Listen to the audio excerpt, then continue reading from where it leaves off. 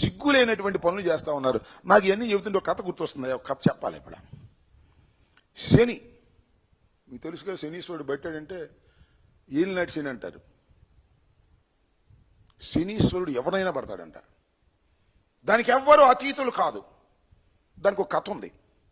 అదేంటంటే శివుడు, మహాశివుడిని కూడా శని పట్టాడంట.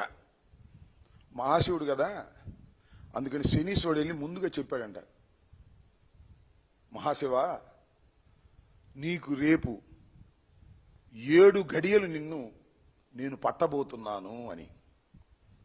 నన్ను పడతావా?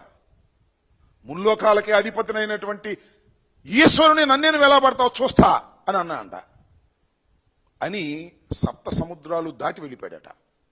ఒక కాకులు దూరని కారడివి, చీమల దూరని చిట్టడివి. అక్కడ పెద్ద మర్రి చెట్టు ఉందంట. ఆ మర్రి చెట్టు త్వర దాక్కున్నా అంట. ఎవరు? శివుడు. ఆ 7 గడియలు దానిలో దాక్కున్నా అంట. దాక్కున్న తర్వాత బయటకు వచ్చాయంట. అప్పుడు శివుని అప్పుడు శనీశ్వరుని పిలిచాయంట.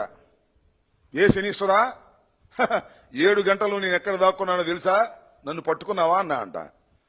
నేను పట్టుకోవసరం లేదు, ముల్లోకాలు ఏలేటటువంటి వ్యక్తివి నువ్వు, చక్కగా అక్కడ ఉండవలసినటువంటి వ్యక్తివి.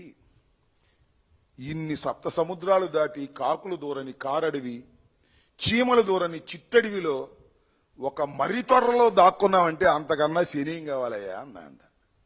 అట్లాగే 164 సీట్లు తెచ్చుకుని ఈ ప్రభుత్వాన్ని సక్రమంగా పరిపాలించవలసిన మీరు చివరికి జగన్మోహన్ రెడ్డిని కట్టడి చేసే స్థాయికి ఎందుకు దిగజారిపోయారయ్యా?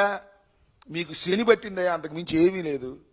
11 మంది శాసనసభ్యులు, పులివెందల ఎమ్మెల్యే అని రోజు వాగేవాళ్ళు మీరు జగన్మోహన్ రెడ్డి గారు ఒక్క చోట పర్యటనకు వెళుతున్నాడు అంటే మీకు ఇదేగా? ఏమనుందా? పోలీస్ యంత్రాంగాన్ని మొత్తం పెట్టేస్తున్నారే, లక్షల కోట్ల రూపాయలు ఖర్చు పెట్టేస్తున్నారే. ఇంత శని మీకు ఎందుకు పట్టిందా నాకు అర్థంగా? శుభ్రంగా పరిపాలన చేసుకోండి అయ్యా. సింగపూర్ వెళ్ళి తీసుకురారో మాకు తెలుసు.